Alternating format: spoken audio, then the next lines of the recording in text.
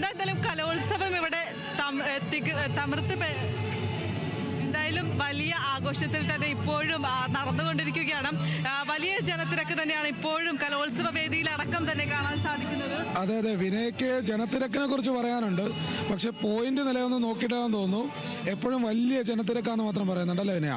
അപ്പൊ നമുക്ക് പോയിന്റ് നിലയെ കുറിച്ചൊന്ന് സംസാരിച്ചാലോ? തീർച്ചയായും. എന്തായാലും ഈ ഇന്നലത്തെ തന്നെ പോലെ തന്നെയാണ് കണ്ണൂർ തന്നെയാണ് ഇപ്പോഴും മുന്നിലുള്ളത്. 346 പോയിന്റുമായി കണ്ണൂർ തന്നെയാണ് മുന്നിലുള്ളത്. രണ്ടാമത് തൃശ്ശൂരുണ്ട്, മൂന്നാമത് കോഴിക്കോടുണ്ട്. തൃശ്ശൂർ 343 പോയിന്റും കോഴിക്കോട് 343 പോയിന്റും. അതായത് തൃശ്ശൂരും കോഴിക്കോടും ഒരേ പോയിന്റ് നില സമനിലയാണ് 343. അപ്പോൾ കോഴിക്കോടും തൃശ്ശൂരും രണ്ടാമത് മൂന്നാമത് നിൽക്കുകയാണ്. തൃശ്ശൂർ രണ്ടാമതായിട്ടുണ്ട്, 343 പോയിന്റാണ്. പക്ഷെ അത് എപ്പോൾ വേണം മാറി മറിയാം. അത് രാവിലെ മുതൽ കാണുകയാണ്. രാവിലെ അല്ല, ഇന്നലെ മുതൽ കാണുന്നുണ്ട്. അപ്പോൾ പാലക്കാട് 4ാം സ്ഥാനത്ത് നിൽക്കുകയാണ്, 339. അതെ. എറണാകുളമുണ്ട് പിന്നാലെ, കൊല്ലം, ആലപ്പുഴ, മലപ്പുറം, ട്രിവാൻഡ്രം, തിരുവനന്തപുരം 9ാമതാണ്, കോട്ടയം 309 പോയിന്റായിട്ട് 10ാം സ്ഥാനത്ത്, കാസർഗോഡാണ് പിന്നീട്, വയനാട്, പത്തനംതിട്ട, ഇടുക്കി അങ്ങനെയൊക്കെയാണ്. ഇടുക്കി പൊതുവെ മത്സരങ്ങളൊക്കെ കുറവാണെന്ന് തോന്നുന്നു. എന്നാലും കഴിഞ്ഞ ദിവസം മുതൽ അവസാനം നിൽക്കുകയാണ്. പക്ഷെ നമുക്കങ്ങനെ തള്ളിക്കളയാൻ പറ്റില്ല, ആര് എപ്പോൾ വരും എന്നുള്ളത്. ആരുടെയും കൂടെ നിൽക്കാൻ പറ്റാത്തൊരവസ്ഥയാണ്. തീർച്ചയായും അത് നമ്മൾ എടുത്തു പറയേണ്ട കാര്യമാണ്. കാരണം രാവിലെ നമ്മൾ നോക്കുമ്പോൾ പാലക്കാടൊക്കെ 9ാം സ്ഥാനത്തായിരുന്നു ഉണ്ടായിരുന്നത്. എന്നാൽ ഇപ്പോൾ പാലക്കാട് 4ാം സ്ഥാനത്തേക്ക് മാറിയിട്ടുണ്ട്. ഇത്തരത്തിലാണ് പോയിന്റ് നിലകൾ മാറിക്കൊണ്ടിരിക്കുന്നത്.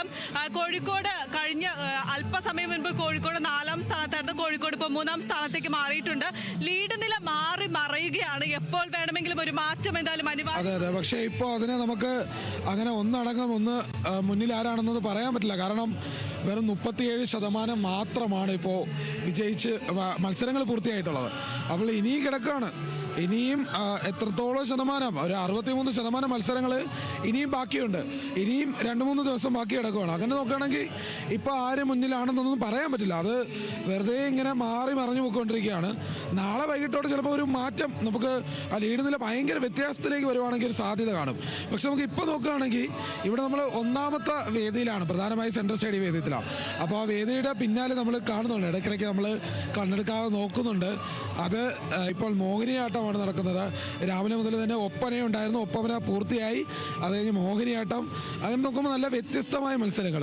ഇവിടെ മാത്രമല്ല, ചാക്യാർകൂത്തുണ്ട്. ചാക്യാർകൂത്തൊക്കെ വലിയ ജനപങ്കാളിത്തം ഉള്ളതാണ്, എല്ലാവരും കണ്ട് ആസ്വദിക്കുന്നതാണ്. അത് ഇന്നലെയായിരുന്നു അല്ലേ? ഇന്ന് വന്നപ്പോഴത്തേക്ക് ടാഗോർ തിയേറ്ററിൽ മെയിൻ ആയിട്ടുണ്ടായിരുന്നത് ഇന്ന് നാടകമായിരുന്നു.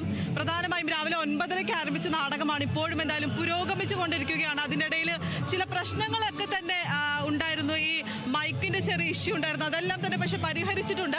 ആ പ്രശ്നമെല്ലാം പരിഹരിച്ച് എന്തായാലും മുന്നോട്ട് പോയിട്ടുണ്ട്. എന്തായാലും എല്ലാ വേദികളിലുമായി ഇന്ന് ഏകദേശം നിരവധി മത്സരങ്ങൾ ഉണ്ടായിരുന്നു. 24 വേദികളിലുമായി വിവിധ ഇനം മത്സരങ്ങൾ തന്നെയായിരുന്നു ഉണ്ടായിരുന്നത്. അതെല്ലാം തന്നെ മികച്ച രീതിയിൽ തന്നെയാണ് മുന്നോട്ട് കൊണ്ടുപോകുന്നത്.